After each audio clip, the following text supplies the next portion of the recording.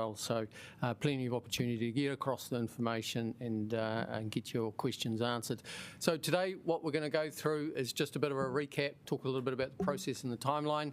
We'll do an update on the LTP. Talk a little bit about through the proposals with options that we've got in the LTP, then move over into the annual plan where we'll go through the rates, the levers that we've used to bring the rates down, and a few other matters that we needed a decision on as part of the annual plan.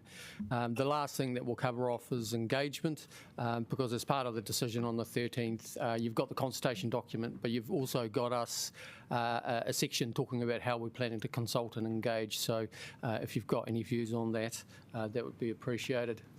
So just in terms of a quick recap, a lot of you will know this, of course, by heart, but in essence, we started off with a balance sheet review as part of the 24-34 LTP that highlighted a number of financial challenges in terms of our underinsurance and our undiversified investment portfolio. As part of the LTP proposal was to sell WILE shares and establish a perpetual investment fund. That was agreed in June. Subsequent to that, there was a notice of motion to amend that, and as a consequence we need to amend the LTP and also deal with those two challenges that are unmitigated at this point in time. Late last year, a lot of our time collectively was on that very particular issue, culminating in a decision on 17 December where we agreed the options, and prior to that we also talked about the cap exchanges that we need to make to the capital program to reduce our debt to income ratio. The LTP amendment and the annual plan and water reform are all happening roughly at the same time. And so they're interconnected, obviously, and so from a public perspective it makes sense to bring those things together, so we have one consultation document and they have one comprehensive opportunity to have feedback on those items, and so we brought them all together. That was a decision that was made last year. A lot of decisions were made last year, so you've made your decisions in terms of water reform, you've made your decisions on the capital program, you've made your decisions on most of the options, and over the Christmas break, staff have in essence spent time creating the consultation document reflecting those decisions. And that's what's being considered on 13 February, to agree the consultation document for Audit New Zealand review and to agree the overall consultation approach. So that's the purpose of the February meeting.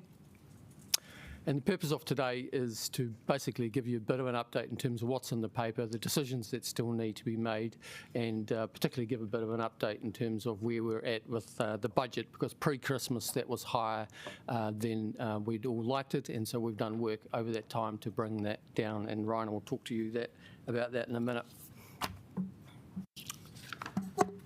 Last slide on process. This is kind of what it looks like. 13th of Feb, you approve the CD for Audit New Zealand consideration. There is a workshop on the 26th of Feb for water reform, so you won't see that in the papers tomorrow. Water reform has got a couple of other more weeks to run. You'll have a workshop on the 26th of Feb, and that'll come on 18th March with the rest of it for final adoption for consultation. Then we consult with the community. At the moment it says 20 March to 20 April. There's a small little edit that needs to be made to that. It actually runs to 21 April because of Easter. We'll have hearings for 2 weeks through the period 1-14 May. You'll have your final deliberations, which is your next stage in terms of where you can make decisions on changes. That's on 22 May, currently scheduled, with a final adoption on 25-26 June, after, once again, it's gone to audit and being considered by them for their view. Right. Next couple of slides are about the LTP amendments. And so we'll go through those, and then we'll step through the annual plan. In terms of the options agreed in December, you can see that on the screen in front of you. You've got three options there. Preferred is on the left, which is a large dead headroom and a small disaster resilience fund. The middle option is a medium dead headroom plus a medium fund. And then on the right, option 3 is a large fund, an existing debt to limit ratio. So those are the three options that will be going out for consultation and will be covered off in considerable detail in the consultation document that you will see tomorrow. Do you want to talk to this?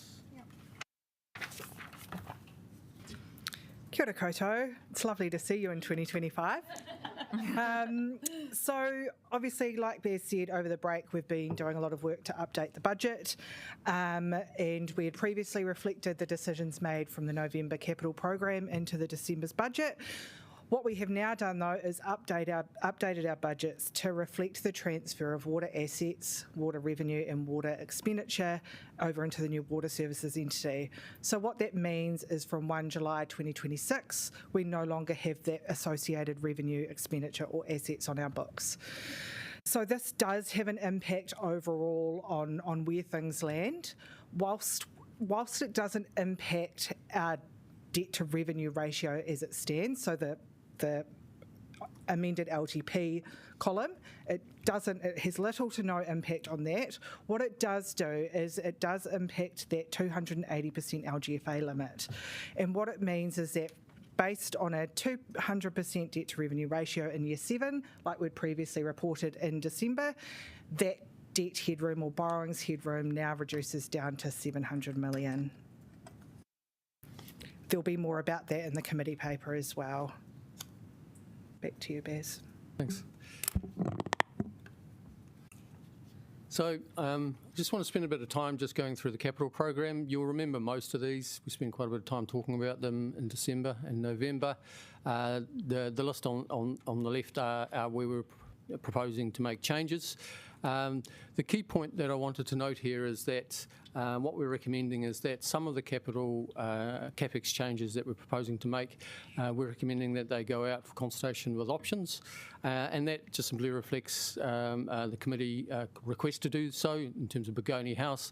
In other instances, it's simply because of the level of significance attached to the change, or we're just simply looking to make a final decision, so a single-stage consultation rather than just a funding provision.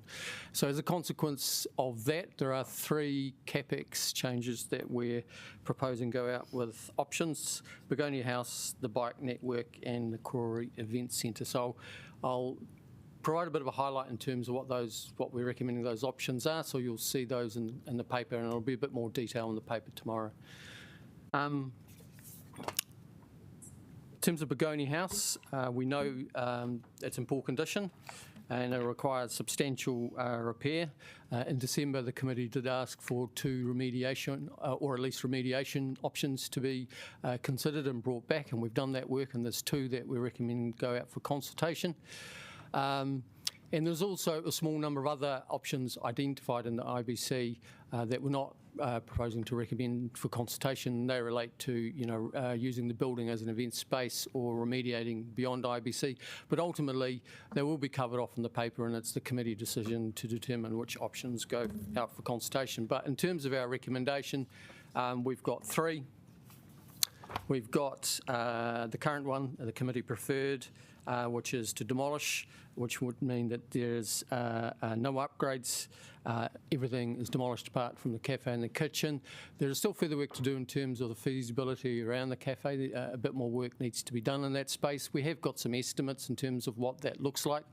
There is a range there between 1.4 and 5.6 million, and that range is simply a consequence of a reasonable amount of uncertainty about the site and clean-up and what it would mean to make good. So we've got more work to do in that space, and at the moment I think the midpoint is within the draft budget. There's also an impairment cost that we would need to consider as well. The other 2 options are on the slide in front of you. So there's a do minimum, which would repair the frame, demolish the outer buildings. There would be temporary staff facilities.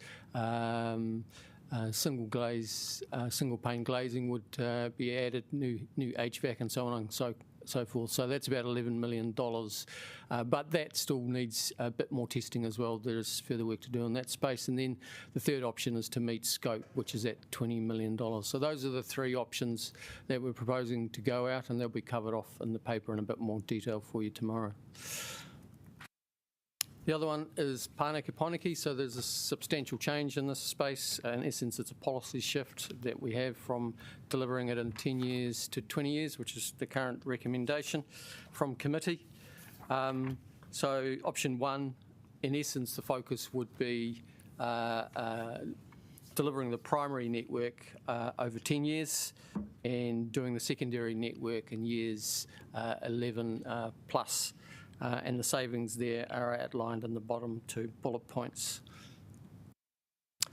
Other two options is as follows that we're recommending be consulted on with the community is in essence a 10-year delivery program, which is very much the same as what we're currently on, or finish what's started. And in essence, that would be completing the primary network of the things that are currently in train. Option two is no savings. Option one, which is committee's preferred, does deliver some saving, and then option three, of course, delivers substantially more savings. So those are the three options that we're putting up. Korora Event Centre. So at 26th of November, some decisions were made around the Korora Event Centre in terms of fit out. Proposed to take the $2 million out. And as you can see from a couple of the notes on the slides, the $2 million wasn't sufficient to be able to complete the fit out. It would need considerably more than that. Committee also asked us for advice in terms of reallocating the community donated funding, which is covered off in the report. The outstanding matter that hasn't really been discussed is what to do with the building. So it's got significant issues. There's code of compliance issues. There's considerable work that needs to happen. And our recommendation is that we need to have a conversation with the community about, with options in terms of what to do in that space. And so the officers have prepared 4 options that we think we need to go out for community consultation on. So that is disposal of the site as is. So that would be a process of identifying a preferred purchaser, and it'd be up to that person or individual to determine the future use of that building or demolition. Option 2 is demolition and remediation of the site.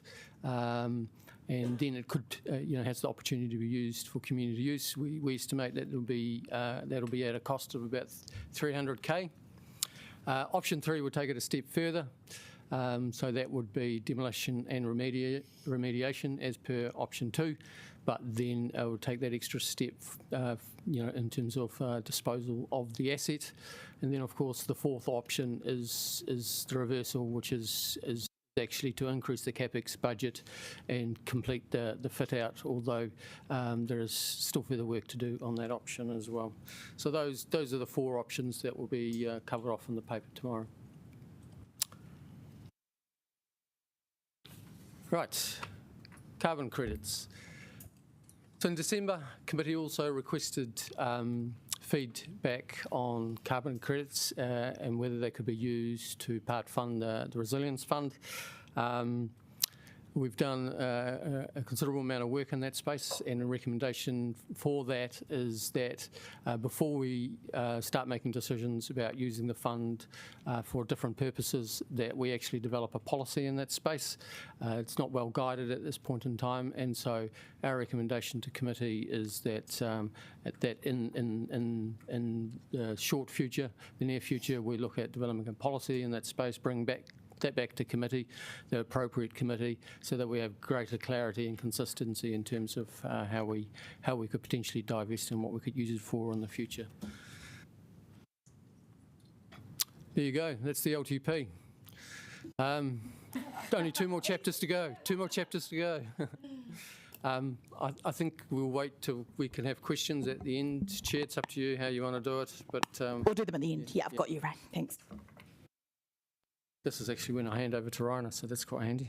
All right, so back to me. So you'll recall in December we had a committee report and we had a starting rates increase of around 15.9%. So we always indicated that was a starting point, given that the annual plan is an iterative process, that we would be doing more work.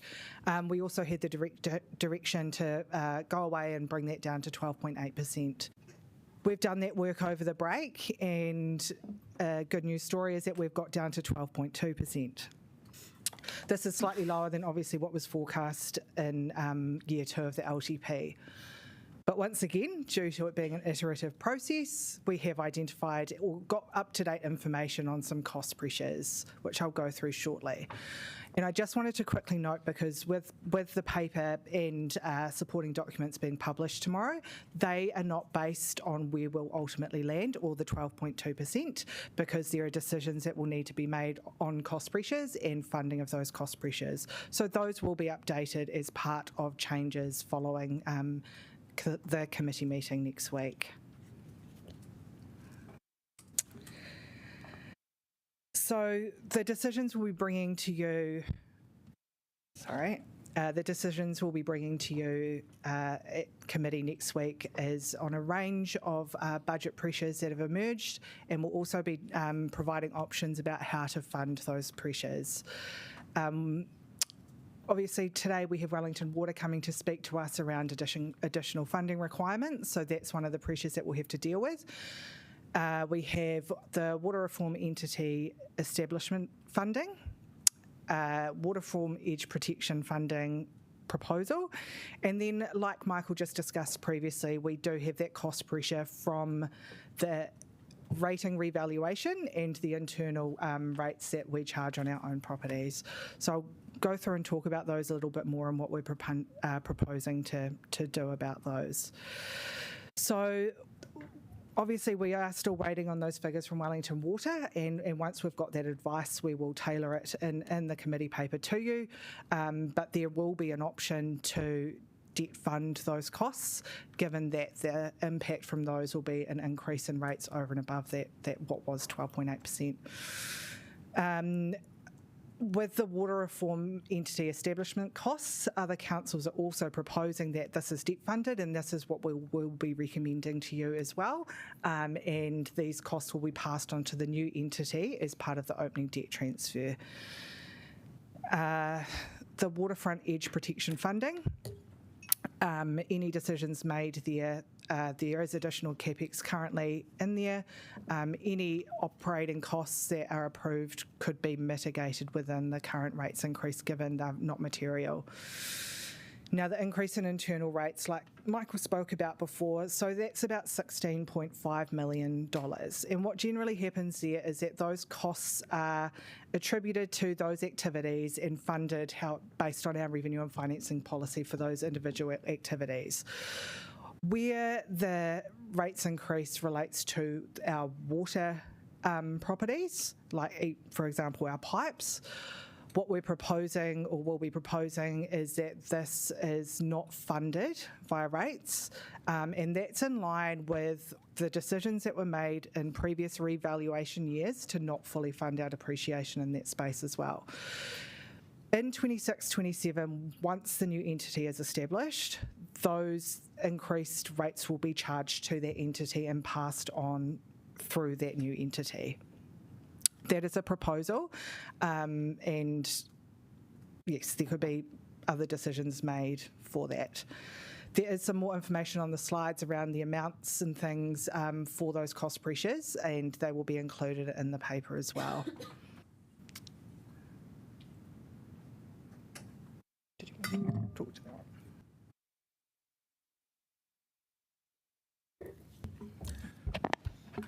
Sorry, yes, Wellington Water, they're coming in this afternoon at 4 o'clock. We'll hear more then in terms of what the ask is there.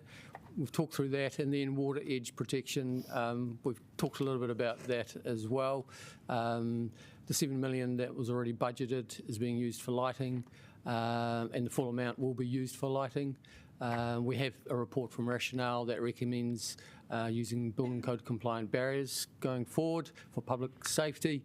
We'll look at a staged approach options for a staged delivery process, and we'll make sure any edge prediction work would consider urban design as well as health and safety requirements as well. So we've got a couple of other matters to address, though, as part of the annual plan. Some of these are new for you, others are us reporting back on information that you've requested from us. And so we've got 5 more bullet points to get through, and that's pretty much the end of it. And I'm going to let Ryan speak to this one. I'll pick this one up. So we've been tasked to report back on the current debt-funded operating expenses for 25-26, and we included here is a list of those operating costs that have been funded via debt. However, this does exclude unfunded depreciation.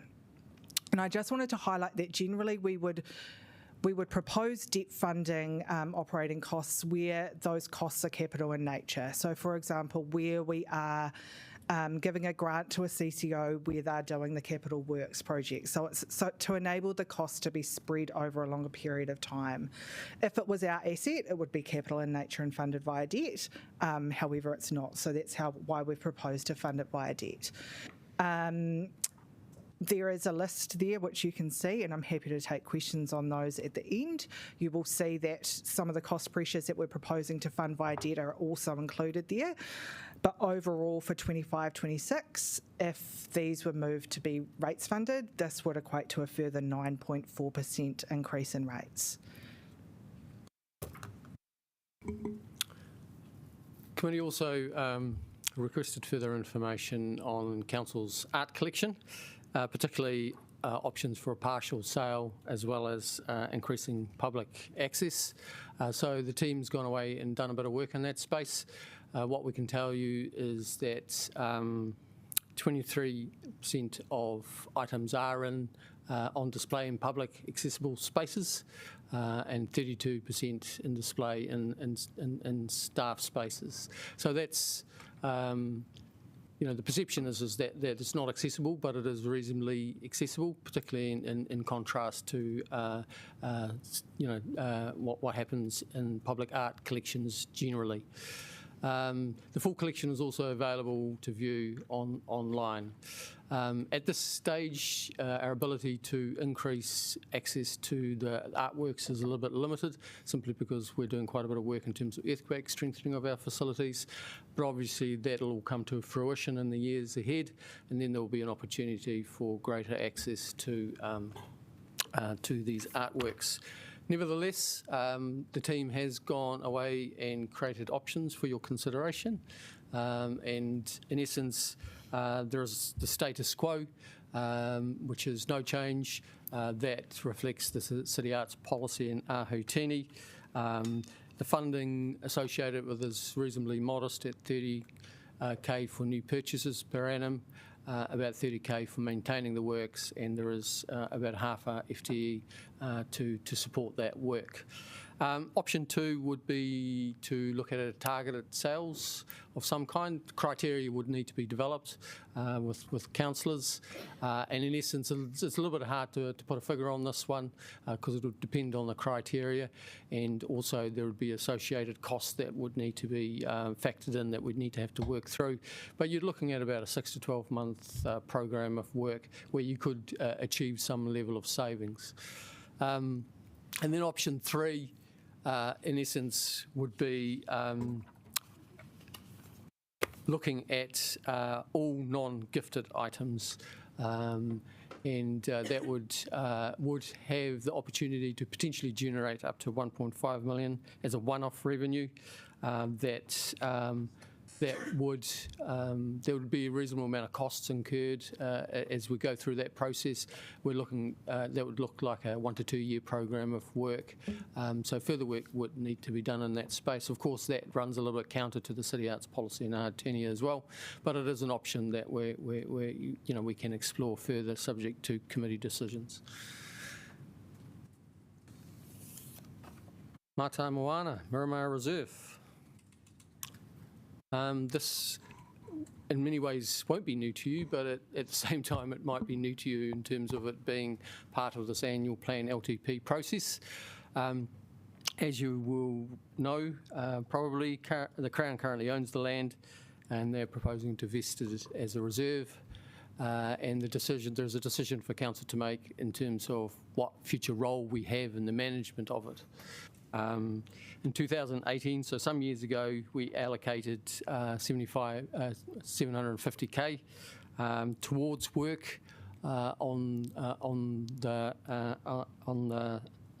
peninsula for cultural significant sites, restoring ecological features and a whole range of other stuff. There's two main options that are there for committee consideration, and they are in terms of options co-management, which is what's proposed. That would be with our mana whenua partners, and the other option is no joint management, and that would be council not entering into a joint management approach. The future land would be decided by the Crown in terms of the future of it, and also there could be up to 750k savings in that area as well. And we'll, because it is a new item, we've got a reasonable amount of information in the report for tomorrow on that as well. And this is Rhona again. One of the other things that we'll be bringing to you is a proposal to update our rating policy around short-term accommodation providers. Essentially what we're doing is revising the policy to make it clearer, clearer guidelines and active monitoring to try and ensure that short-term accommodation providers are charged commercial rates. There will be some very minimum operational or implementation costs of it, that will be recovered through the revised policy. There will be more information on that in the paper. But this has been a while coming that we've been proposing to update the policy, and yeah, now we're finally at that point. And this is pretty much the last slide. So consultation. So as part of the report, we're obviously asking you to agree to the consultation document so it can go off to audit, but we're also bringing information in terms of how we plan to engage and consult. So we would like to sign off on that as well.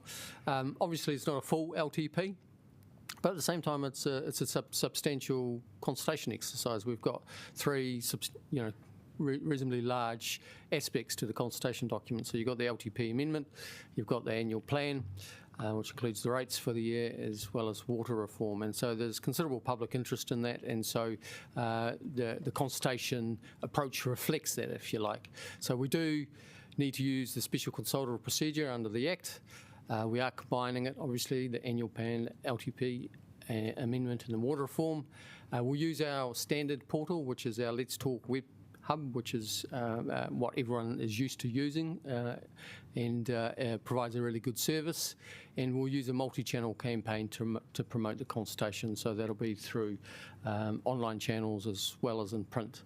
In terms of key aspects of the consultation, we want to continue to make progress, so there are some new things that we wanted to trial this time around. Piloting video submissions is something that we want to enter into. We've looked at a number of other councils that have gone down that route, and so we're looking to do that. Because budget is front in mind at the moment for lots of people, we want to make sure the participatory budgeting tool is included in the consultation, or the suite of consultation tools, so we're activating that. Because the CAPEX program affects most suburbs, we are looking to have a drop-in session in each ward as well. We're looking to do that at the local library, at least one in each local ward and library. And then, of course, we've got a whole range of stakeholders that we frequently engage with. So we'll set up and ensure we have good engagements with those. So that's, the community boards, the advisory groups, business improvement districts, residents associations, and all that sort of stuff. So we'll reach out to make sure we've got good conversations with them. Mana whenua, we'll have engagement with, we'll reconstitute Citizens Assembly for an online hui one night as well. We're looking to do that. and we'll do quite active youth engagement. So we'll work with the Youth Council, but also a range of schools to ensure that we get that youth voice coming through, which is sometimes hard to get. So still further work to do in this space, but we'll be bringing information in the paper tomorrow to you on this. So if you have any feedback, that's the time to provide it. I've talked through this slide, so I don't need to do that again, and then we're at the end of it. Right, we have questions.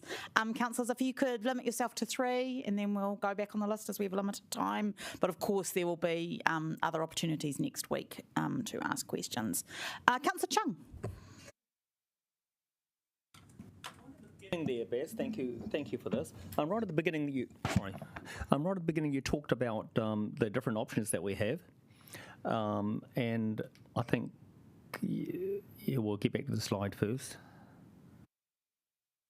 One before you gave very yes. Okay. This option 1, the preferred option, you've got down sell 9 ground leases.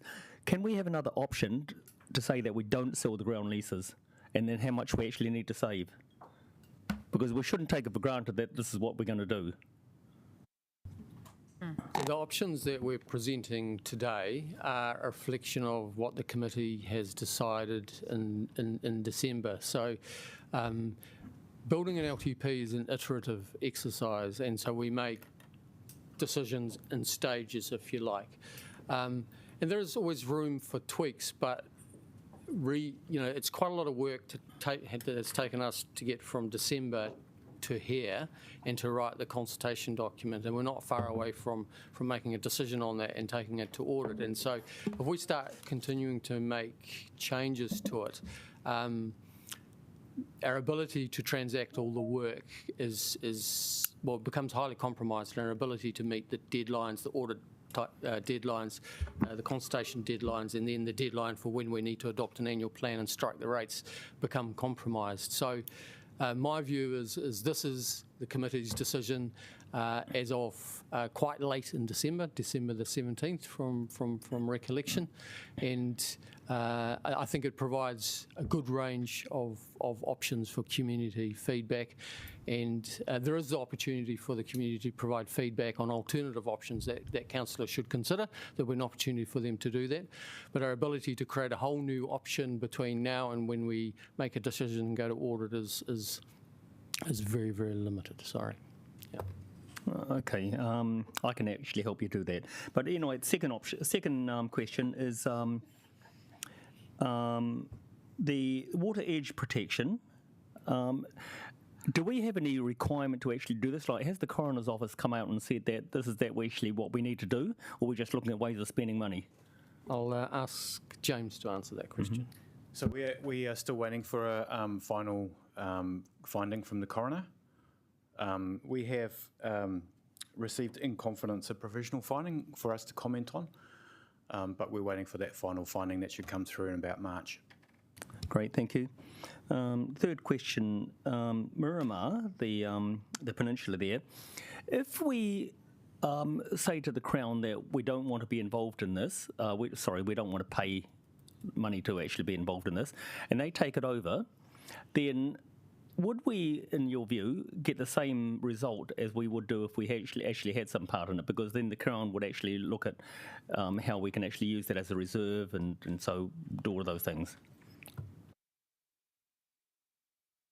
I can't answer that level of detailed question on that particular topic. I can certainly come back to you with that information in the next day or so. Yep, that'd be great. Thank you. Councillor Pannett. Thank you very much. 3 questions and then I'll go back on the list. So sorry, can I just clarify, we might be going out with 21% rates increases? No, that will not be what we're proposing. Okay, so sorry, so there's the 12 and then there were those extra things. So the extra things, so that's what's currently being debt funded in the 25-26 year, and that was based on reporting back to you on those. However, our recommendation will be that they continue to be debt funded. Still a cost though. Yes, absolutely. The costs are real and they're there. Yeah. Things like City to Sea Bridge, which has a long history now and is a significant rates increase, there will be a genuine opportunity for people to have their say on whether we spend the money on that.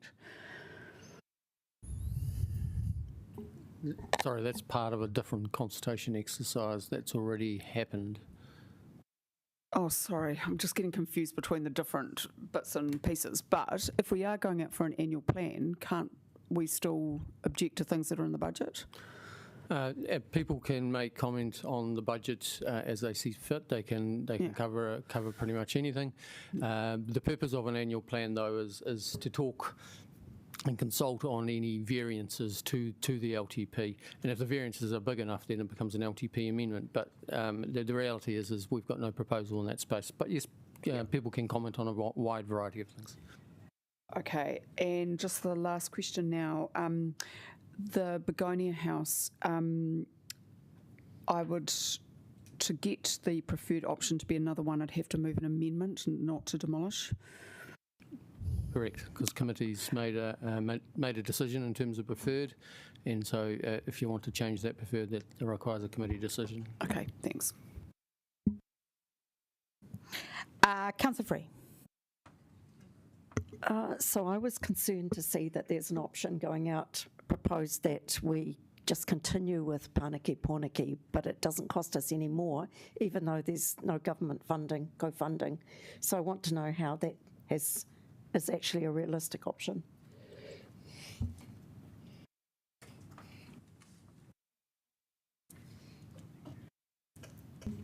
I think it's a question for you, Liam. Yeah. So, Vita, this is relating to option 2? Yeah. I actually do think it might be a question at ELT level. I can just give a bit of context and then Liam can go forward with it. But because we've got an LTP which was approved at that budget level of 106.9, I think, million, that is the option 1. So option 1 is basically saying continue to do the program as it is, and that money would need to be found or extra debt borrowed. It's not the preferred option. The preferred option is to reduce it, 1, to meet that NLTP reduction, and 2, also reducing it a little bit further.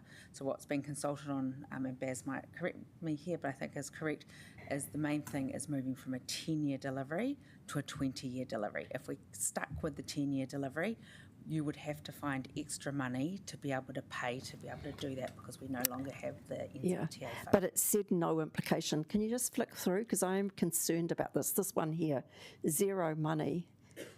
Zero savings. But is it actually costing more? So why doesn't it say negative? Because it seems to me it's a bit misleading.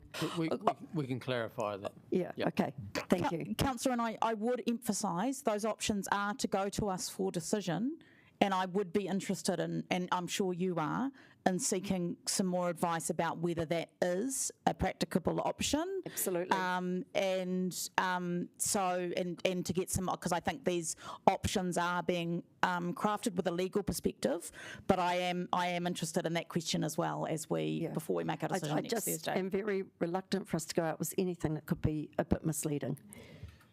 My second little question is the insurance status of the Koori Event Centre currently, just in terms of where does it sit? Is it actually even insurable right now?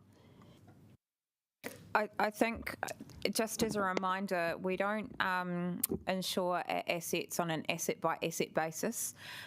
What we do is we have a portfolio of insurance that we can draw on in terms of if there's any material damage. So yes, we'll have some insurance if that property was actually affected and it was a sole event on that property.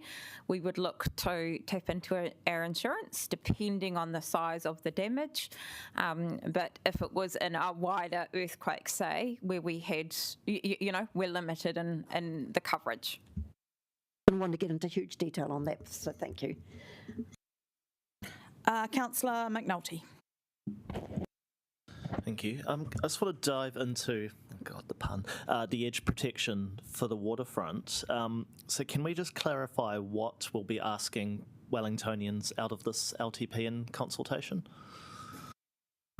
So the estimates that we have to do full edge protection, I guess if you like to call it the full scenario where we would have to do the maximum amount of edge protection at the highest or likely highest cost of materials that's used for that would be approximately $20 million. Yeah, and what are we asking people in the actual consultation We're document? still forming the advice on that. So I would be looking at an amendment now, flagging this to, that I would seek before, personally, I would be of the view before we go and do a 20 million commitment, I would want to have seen a consultation where the community's been engaged in that. So do I need to do an amendment, or can I take it on? Councillor? We'll give you some advice. Yeah, well, the paper will be coming out tomorrow, but there have been some conversations already happening about these options. So believe me. Have you got more questions, Councillor? Just last, the participatory budgeting, did that occur in the LTP? I know it was intended, but I can't remember that being. Yes, I did. Okay. Councillor Calvert.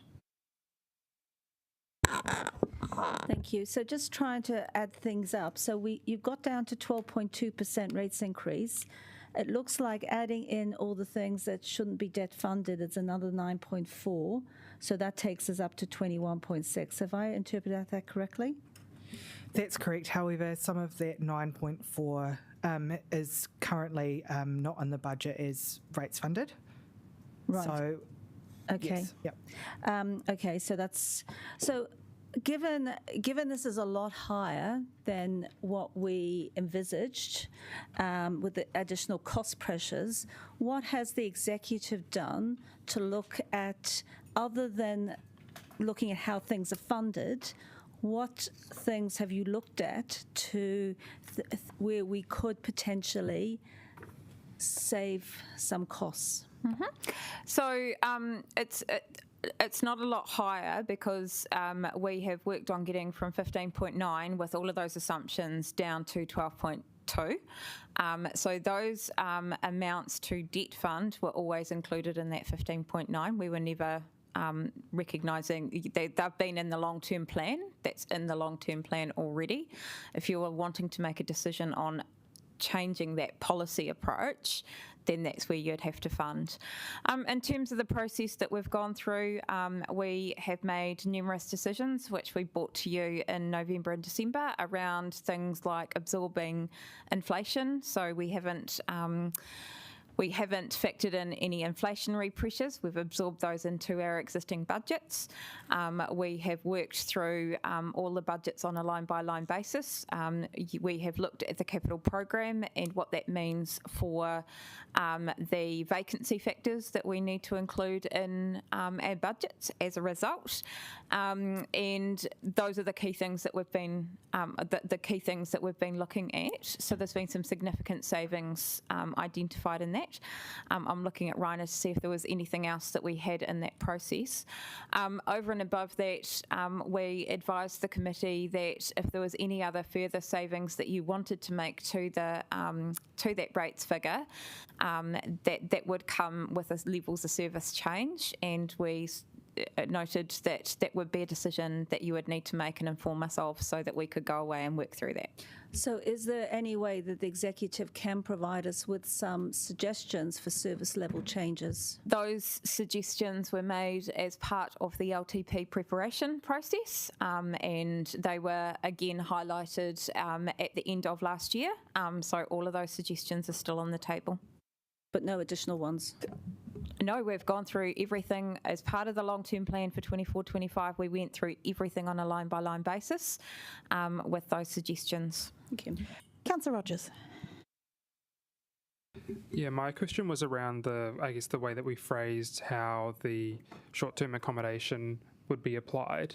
And for me, I just had to kind of read it through 3 times to understand what it meant.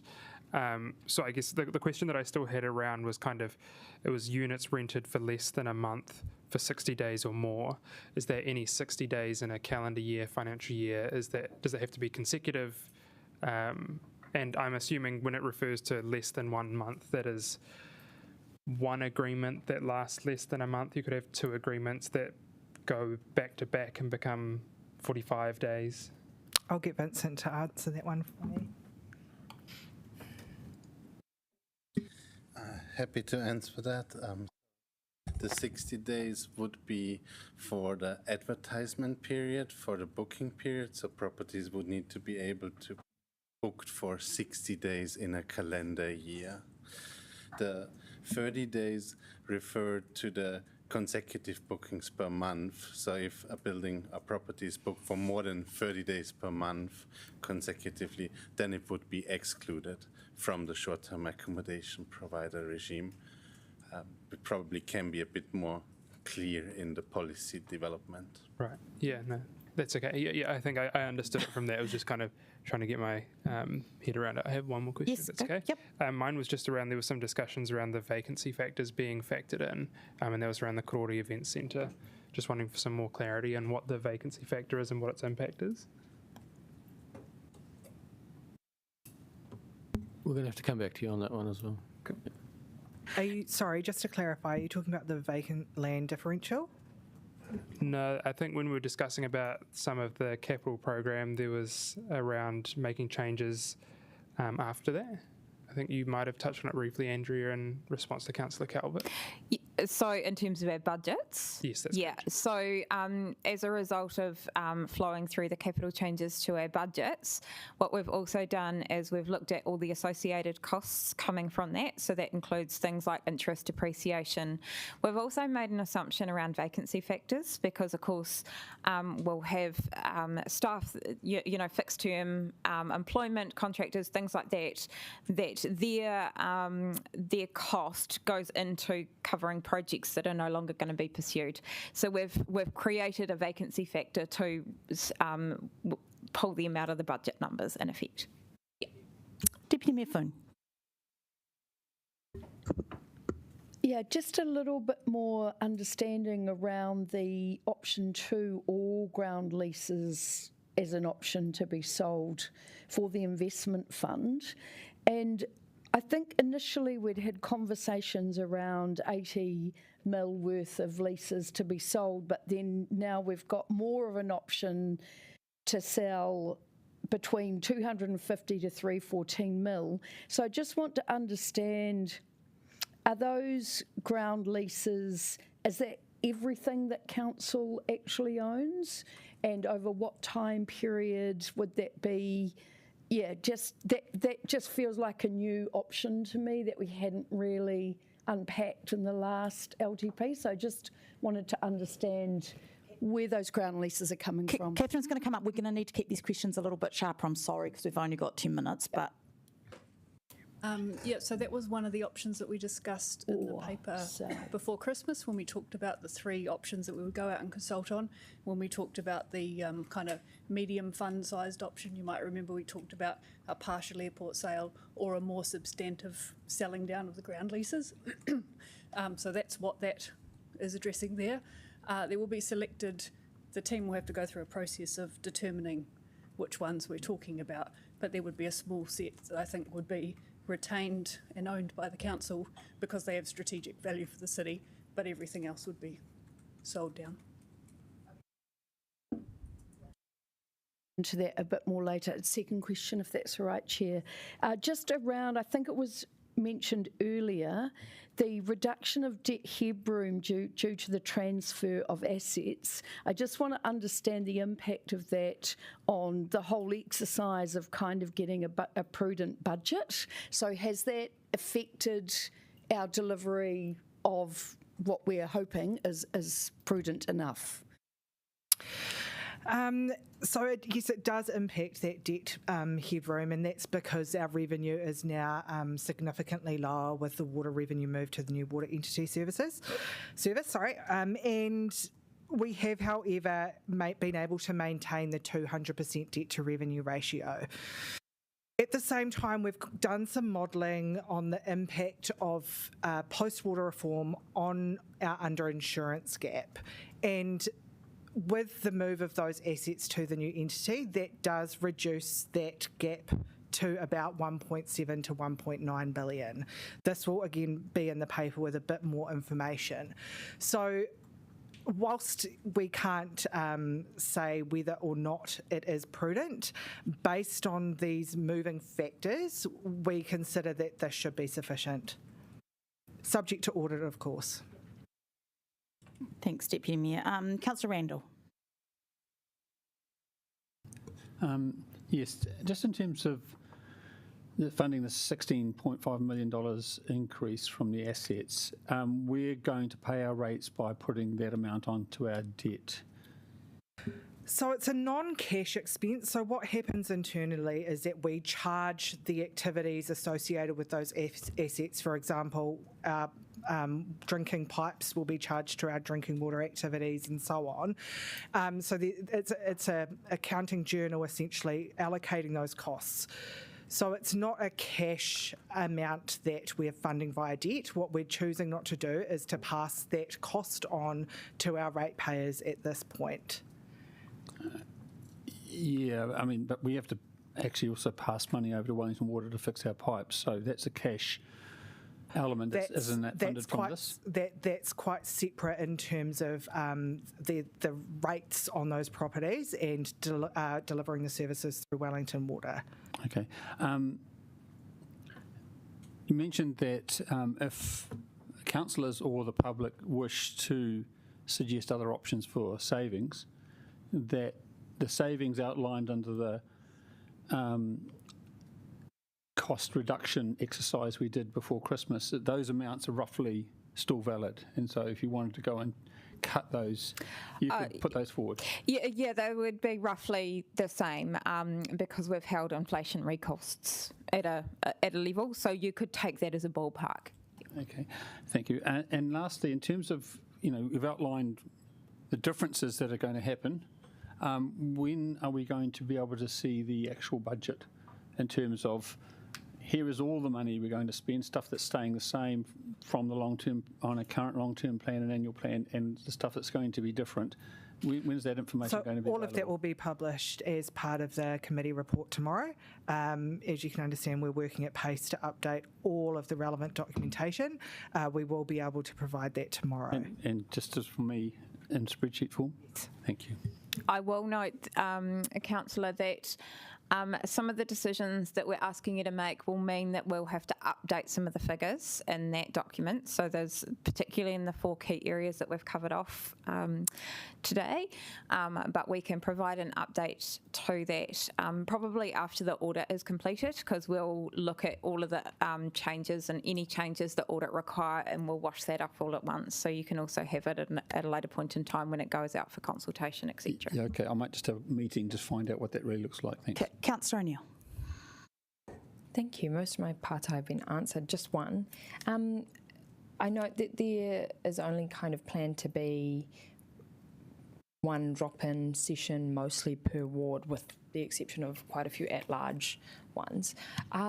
Is there any further scope that we could do to have more in-person, like workshops or engagements? I know we've got online ones, but I've had the request from public in terms of understanding the budget.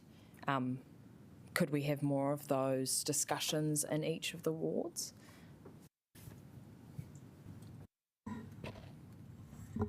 Yeah, we can look at it, Councillor. I think it's timing is the key here, but we will be doing some face-to-face engagement in the mix, but it will be a largely digitally driven. We do have a really great online digital tool that we'll be using through this process that is really effective. As someone who is not strongly financial literate, I find it visually really helpful to break it down, and so we'll be using that as part of our Let's Talk platform. All right. Councillor Pannett, have you maybe got one, and then we'll...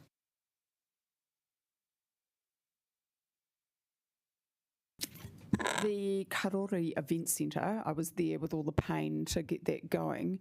Have we got some information for the community which could show a value engineered approach if people did decide wanted to keep it, but not at the highest amount for the fit out? I'd need to check, Councillor, but if we have, we'll be prepared to share it, absolutely.